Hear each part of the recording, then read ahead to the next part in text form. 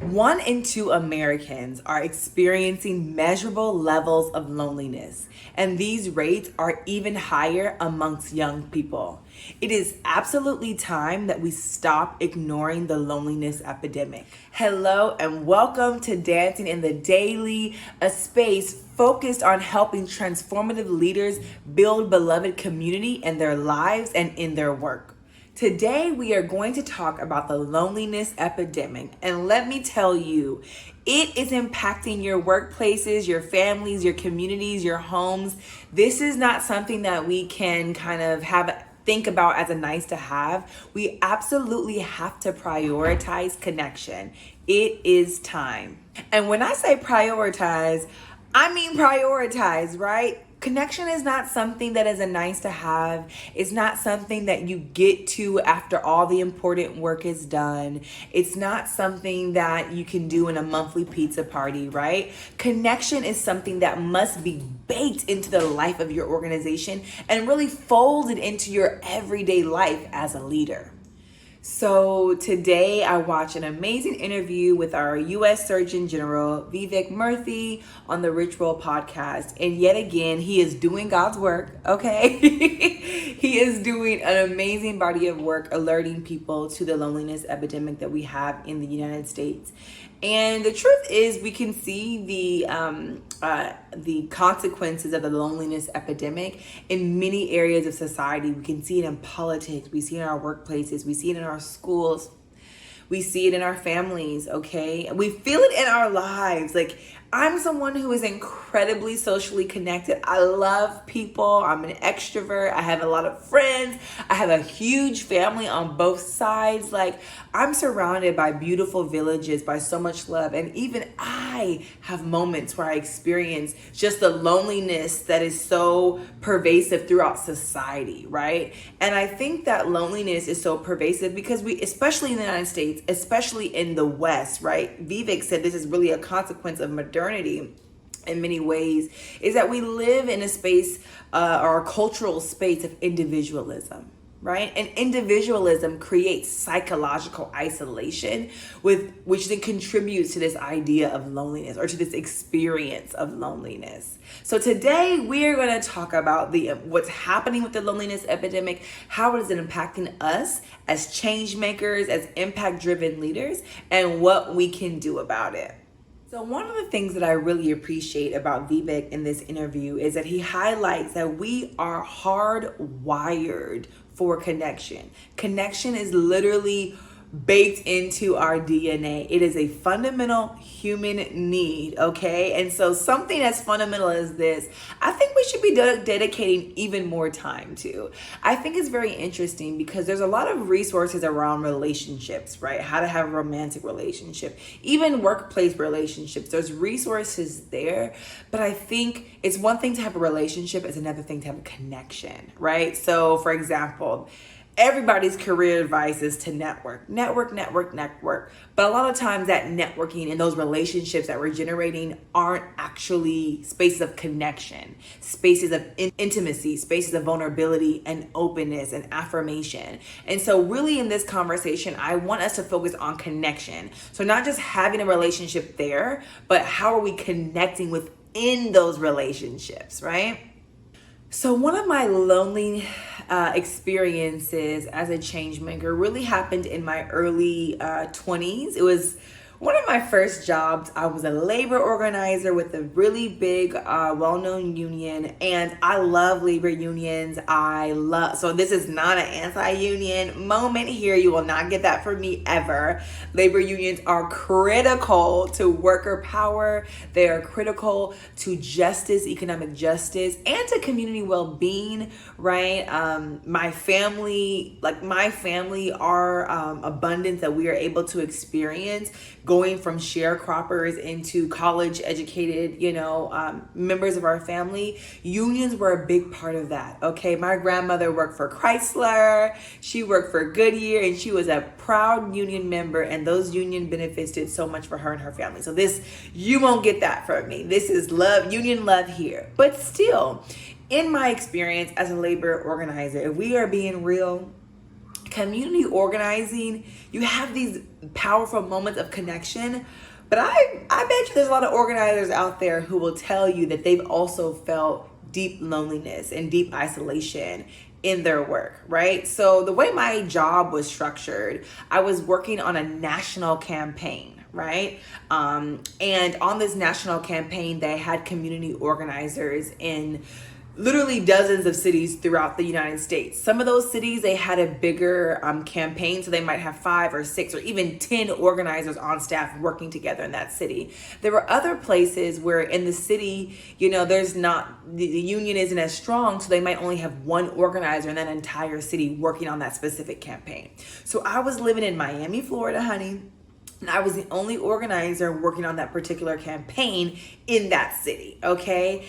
And I felt alone in so many ways because literally I was physically alone. So when I would go out and I would speak to workers in their workplaces, I was physically alone. I was the only organizer doing that work and going up and approaching strangers all day long.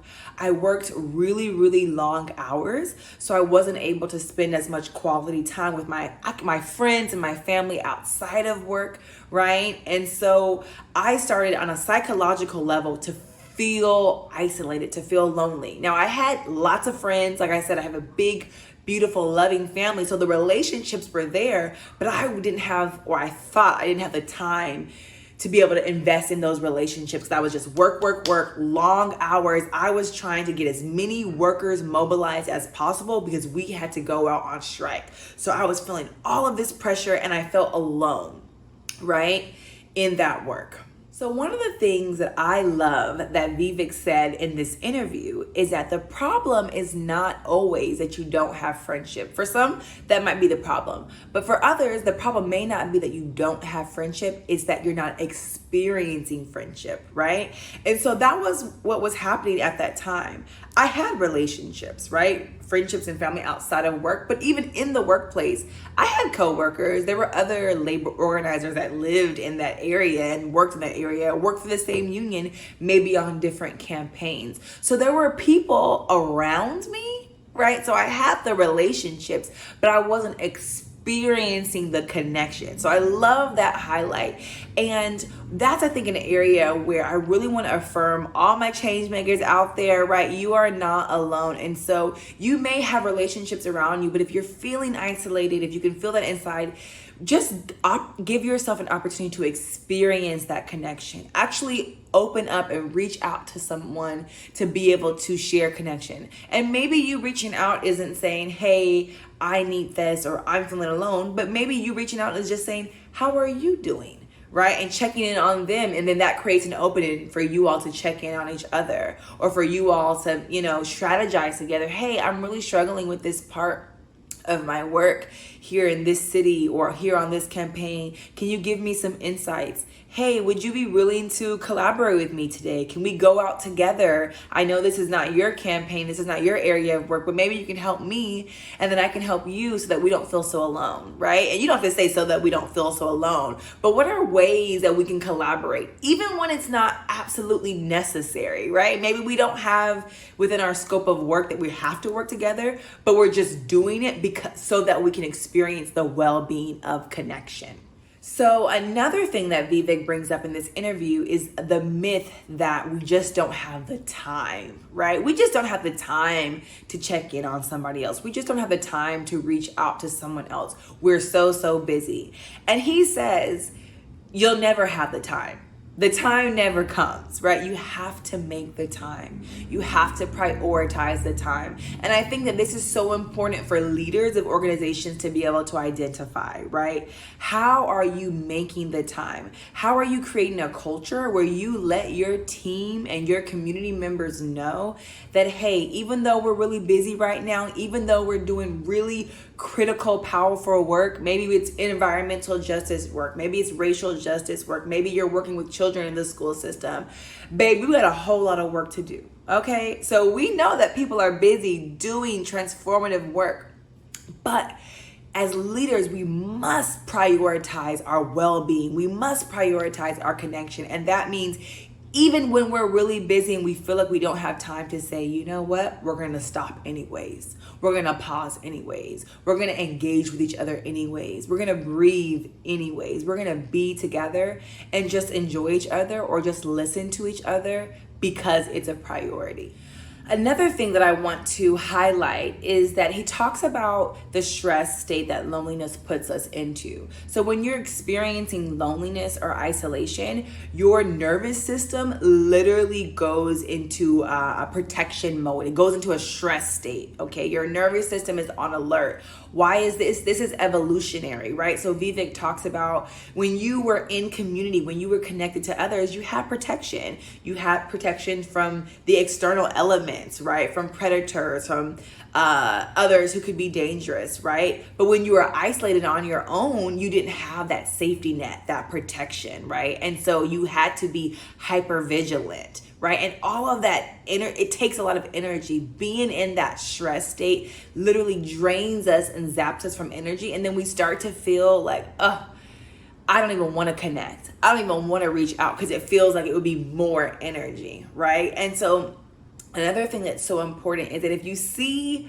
someone or struggling, feeling isolated, feeling disconnected, or even if you don't see them struggling, right? Like even if they look fine, be proactive, be preemptive. And if you have the energy in you, reach out to your coworker, reach out to your peer, reach out to your neighbor, reach out to someone who may be working in a different field or working on a different project that's not directly connected to yours, but still give that energy for connection, right?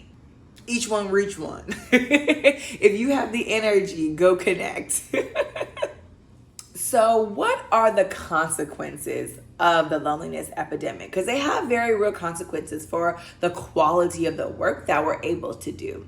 So in the Harvard Business Review, Vivek has another article on the loneliness epidemic. And in that article, he says, at work, loneliness reduces task performance, limits creativity, and impairs other aspects of executive function, such as reasoning and decision making. For our health and our work, it is imperative that we address the loneliness epidemic quickly, right?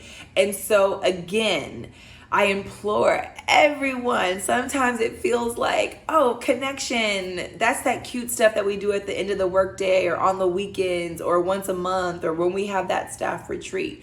But actually, connection is the water, to your body for the organization, right? Connection is critical for the overall well-being and quality of work that you're able to do. So you want creative thinkers, you want flexible thinkers, you want team members who can innovate and be self-starters. You want team members who can be collaborative, right? Who can be imaginative or just get their work done, right? Just make it happen. Connection is a way to foster that. So a few years ago, I was a nonprofit leader starting a brand new program in Nashville, Tennessee. Okay, a brand new program working in early childhood education to use that as a tool for racial and economic justice. So when I was starting this nonprofit program, again, I had amazing relationships. I was working for a phenomenal organization. I had a great leader who was my mentor. I also had lots of mentors on deck, okay? And even within that context, I also felt the psychological isolation in moments, not all the time, but in moments, right? There were moments when you are starting a new project, when you're starting a new initiative, when you are creating a new organization, right? Like that can be a lonely experience. I know so many entrepreneurs really, feel that, and social entrepreneurs feel that. It could even just being a teacher in a classroom. Again, you can feel alone. Like, this is my body of work and I have to make it happen. I got to go out there and make it happen. Even the most well-intentioned collaborative person can still, psychologically get to that idea of I have to make this happen. Because again, we live in a world that tells us that we have to make it happen, and we have systems that were measured and judged on our own individual work. So it makes us feel like we have to individually make this thing happen versus like, hey, we're in this together. And so as I was starting that program, again, I had moments of that psychological feeling of isolation and loneliness doing that work. Oh my goodness, working long hours, trying to problem solve and not always feeling like I had someone to reach out to. It was really, really challenging. My anxiety was incredibly intense. My anxiety was so intense. I had dizzy spells, right? There was a weekend where I was literally trying to get out of bed, but then the moment I would try to get out of bed, my mind would just go spinning and I was dizzy. And I literally had to, the next weekend, go spend entire weekend at a hotel and just meditate and pray all weekend. So the stress that comes from that sense of I gotta make it work all on my own, it's so real, and it has chemical, biological impacts, right? Consequences. So one of the things that I was able to do during that time as a leader that completely changed the game for me, supported my healing so much, was building my tribe, right? So one of the things that I did is I actually created a collective of Black early educators, right? So I said, once a month, we're gonna do a Zoom call. Anybody, you are a Black early childhood educator in Nashville, let's come together and let's talk. Okay, let's be in relationship with each other and let's just support each other. And that experience was so beautiful. I met some great friends there. It was so affirming. The connections in that space felt so good. And it was absolutely a game changer for me. It gave me the gas that I needed. It gave me the inspiration that I needed, the motivation that I needed, and the support that I needed, right? No longer was Rachel just as an early ed my individual fight as Erica, but now I had a whole crew behind me, honey. What? And I was behind them. Okay, we're in this together. We're supporting each other. And there's just a sense of power and strength that you feel when you are connected in that meaningful way. And that's actually what inspired me to create leadership circles, right? So as I was building these relationships and building these villages and reaching out to my mentors and feeling that support and feeling that connection, I saw some of my peers, some amazing change makers, amazing community leaders, not necessarily have those relationships, not necessarily have that connection and feeling that support from community. And I thought to myself, what if we just had a circle, right? What if there was a circle where leaders could come together and support each other and do healing work together, right? Because there are plenty of leadership networks all over the country. There are like Leadership Tomorrow programs, right? That bring leaders together and help you build relationships.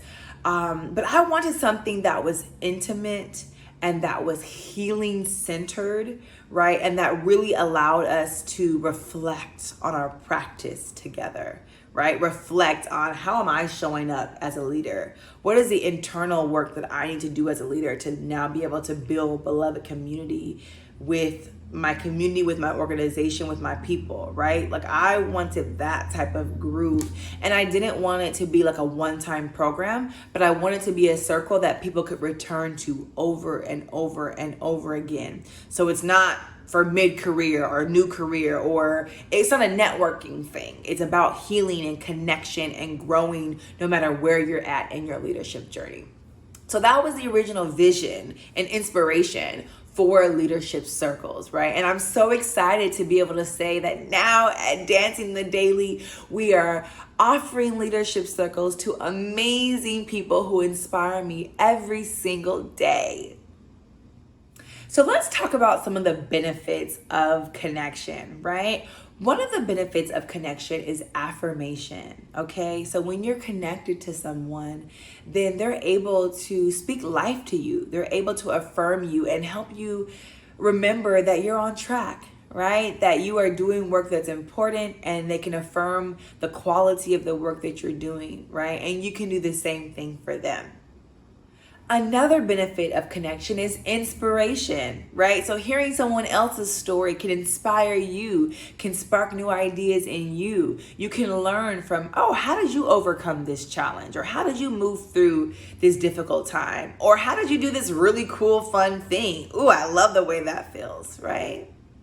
I think confidence is also a big benefit of connection. So Vivek actually talked about, loneliness impacts our self-esteem.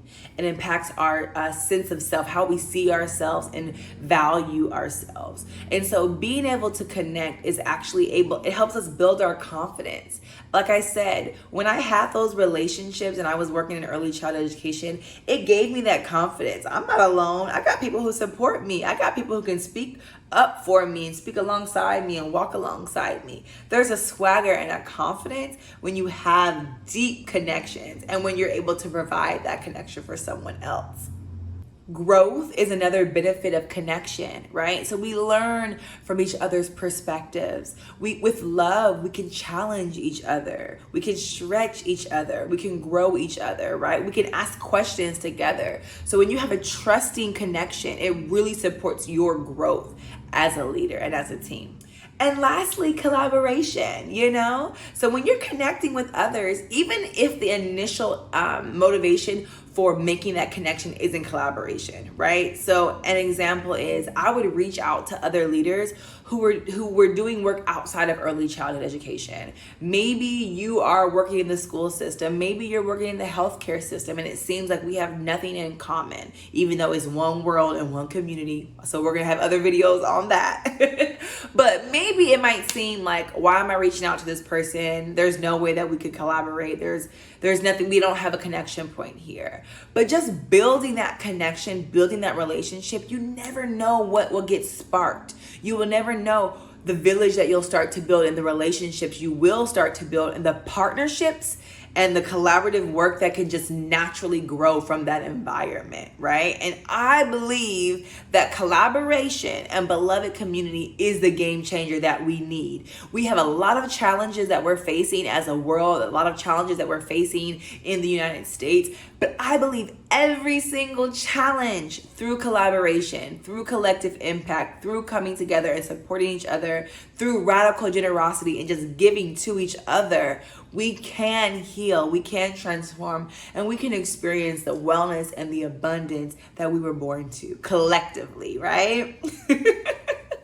So I want to invite you to reach out to us at Dancing the Daily. You can email us at info@dancinginthedaily.com. We are so excited about bringing leadership circles to your community, to your organization. I am so passionate about the need to facilitate space for connection, facilitate space for community, right? And the leadership circle model is not a one-time workshop. It's about an ongoing journey, building in connection into the life of your organization, right? Over 6 months. And then those 6 months, you can continue cycle after cycle of that as needed, or could support your team in creating those cycles within your organization. So reach out to us. We are excited to support your work. If you are a social impact organization, whether you're a school, a governmental agency, a nonprofit, a business that's impact driven, we want to support you. I believe in the work that you do. I believe that your work is absolutely necessary for the world. I want to live in a world where you are thriving and your work is thriving. So we're excited about pouring into your organization, bringing leadership circles as a model for connection and transformation. I also am really excited about creating in-person gathering spaces. I am imagining leadership retreats, dinners, right? Gatherings where we can bring change makers together to affirm each other and experience the deep connection in person as well. So if you're interested in that type of thing, look in the description box below and sign up for our email list so that you can be alerted once we create those opportunities for leadership retreats. I am going to close with a quote and an important reminder, again, from our U.S. Surgeon General. We love you, Vivek. He says, "The world is suffering from an epidemic of loneliness. If we cannot rebuild strong, authentic social connections, we will continue to splinter apart in the workplace and in society.